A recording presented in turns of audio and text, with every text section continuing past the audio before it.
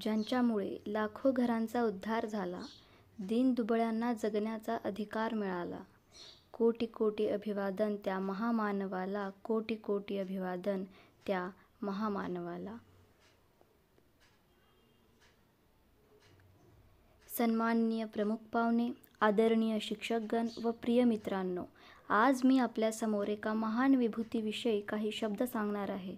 ते म्हणजे भारतरत्न डॉक्टर बाबासाहेब आंबेडकर. ज्ञान हेच खरे सामर्थ्य हे तत्त्व मनापासून मानणारे, अपार संघर्षातून शिकून स्वतःच्या बुद्धिमत्तेच्या बळावर एक नवा इतिहास घडवणारे, भारतीय घटनेचे शिल्पकार, महान समाजसुधारक आणि दलितांचे तारणहार म्हणजेच बाबासाहेब आंबेडकर.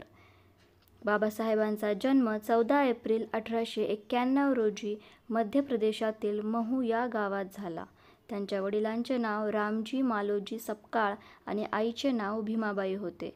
अत्यंत गरीब आणि अस्पृश्यतेच्या छायेखालील कुटुंबात जन्म होऊनही त्यांनी शिक्षणाचे महत्त्व ओळखले. बाबासाहेब लहानपणापासूनच अतिशय बुद्धिमान आणि जिज्ञासू होते, पण त्यांच्या बालपणात खूप अडचणी आल्या. ते महार समाजात जन्मले होते, ज्याला त्या काळी अस्पृश्य मानले जायचे. त्यामुळे त्यांना शाळेत असताना अनेक अपमान सहन करावे लागले. शाळेत पाणी प्यायला परवानगी नव्हती. शाळेत शिक्षक त्यांच्याकडे लक्ष देत नसत, इतर मुलांबरोबर बसू देत नसत. पण या सगळ्या अन्यायांचा सामना करत त्यांनी शिक्षणाची वाट सोडली नाही. लहान वयातच त्यांनी वाचनाची आवड जोपासली. भीमराव यांनी आपल्या मेहनतीने सर्व अडचणींवर मात करत उत्तम शिक्षण घेतले. त्यांनी विदेशात जाऊन कोलंबिया युनिव्हर्सिटी आणि लंडन स्कूल ऑफ इकॉनॉमिक्समधून उच्च शिक्षण घेतले. हे त्यांच्या अष्टपैलुतेचे जिवंत उदाहरण आहे. पण एवढ्यावर ते थांबले नाहीत.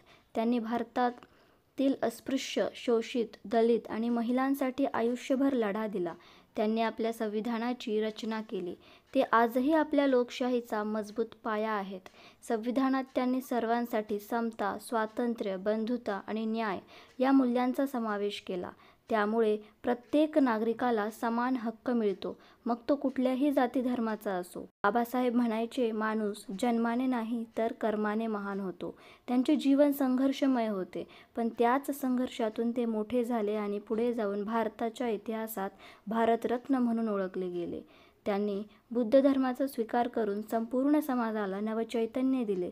त्यांचा विचार, त्यांची कृती आणि त्यांचे स्वप्न हे आजही कोट्यावधी लोकांसाठी नवा मार्ग आहेत. मित्रांनो, बाबासाहेब म्हणजे केवळ नेता नव्हते, ते विचार होते आणि आज आपण त्यांचे विचार आचरणात आणले तरच खरे परिवर्तन घडेल. धन्यवाद.